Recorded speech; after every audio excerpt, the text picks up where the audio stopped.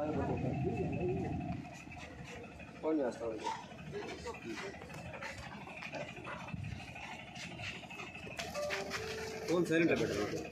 పేరు ప్రసన్న కుమార్ అండి.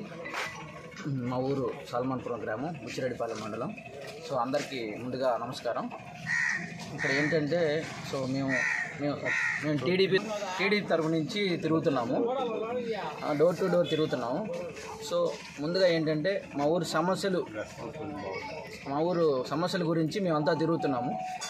ఇక్కడ ఏంటంటే సమస్యలు చాలా, ఒకటి కాదు రెండు కాదు, చాలా ఉన్నాయి. ఒక 40 ఏళ్ళ నుంచి మా ఊరు, మా 40 ఏళ్ళ నుంచి మా ఊరంతా వైసీపీ, అది వాస్తవమే, కాదనట్లేదు. కానీ ఇప్పుడు సమస్య ఏంటంటే 40 ఏళ్ళు ఎట్లా ఉందో ఇప్పుడు అలాగే ఉంది. కాకపోతే ఊర్లో అందరూ వాళ్ళు సంపాదించుకున్నారు, ఇల్లు కట్టుకున్నారు, అంతేగాని గవర్నమెంట్ తరఫు నుంచి ఈ రోజుడికి అప్పుడు వాళ్ళ సల్మాన్పురం గ్రామం. మా పేరు మనోహర్ రెడ్డి. మేము గత 40 సంవత్సరాలుగా ఈ గ్రామాన్ని నిర్మించుకున్నాము. మా గ్రామంలో 40 సంవత్సరాల నుంచి మేము నలభరెడ్డి కుటుంబానికి చేస్తున్న సమస్యలు అయితే ఒకటి కూడా పరిష్కరించింది లేదు. సమస్యల్లో 4 సమస్యలు ముఖ్య ప్రధానమైనవి. 1 శ్మశానము, 2 ఎస్సీలకి ఇల్లు, ఇప్పుడు కూడా కాలువ కట్ల మీదనే నివసిస్తున్నారు వాళ్ళు. ఇంకోటి వచ్చేసి వాటర్ ఇప్పుడు కూడా పైపుల్లో నుంచి నలకలు వస్తూనే ఉన్నాయి.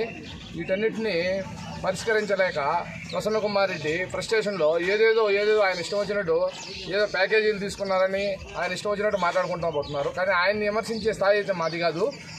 కానీ ఆయన విజ్ఞతకి ఆయనకే వదిలేస్తున్నాం. ఏంటి పోతే మేమేంటంటే ఇప్పుడు ఉమ్మడి అభ్యర్థి అయినటువంటి వేమిరెడ్డి ప్రశాంత్ రెడ్డి గారికి ఏకంగా అందరం కలిసి పనిచేసి ప్రభాకర్ రెడ్డి గారికి, టీడీపీకి ఉమ్మడి అభ్యర్థి అయినటువంటి వీళ్ళందరినీ బలోపేతం చేసి గ్రామంలో ప్రజలందరూ స్పందన బాగా ఉండబట్టి, వీరంతా ఉత్సాహంగా ఉండబట్టి వాళ్ళు దీన్ని జీర్ణించుకోలేక ఫ్రస్ట్రేషన్లో ఏ మాటలంటే మాట్లాడుతున్నారు. అది ప్రజలకే తెలుసు. ఎవరు డబ్బులు తీసుకున్నారో, ఎవరు అమ్ముడు పోయారో అదంతా ప్రజలు గమనిస్తున్నారు.